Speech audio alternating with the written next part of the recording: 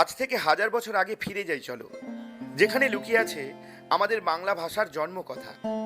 ভাষাচার্য সুনীতি কুমার চট্টোপাধ্যায় ও প্রবোধচন্দ্র বাগচি প্রমাণ করেছেন যে দশম থেকে দ্বাদশ শতাব্দীর মধ্যেই লেখা হয়েছিল আমাদের বাংলা সাহিত্যের আদিতম নিদর্শন চর্যাপদ। মোট 24 জন কবি বা সিদ্ধাচার্য মিলে লিখেছিলেন এই গানগুলো। সব থেকে বেশি 12টি পদ লিখেছিলেন কাহ্নপাত। এ যেন এক প্রাচীন সুরের মেলা। শুধু ধর্ম নয়, এতে মিশে আছে সহজযান, বজ্রযান আর তান্ত্রিক মতবাদ।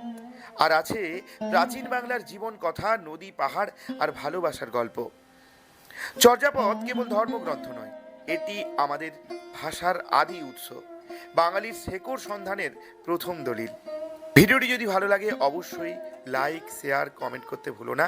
যারা নতুন এসেছো অবশ্যই চ্যানেলটিকে সাবস্ক্রাইব করে রাখো।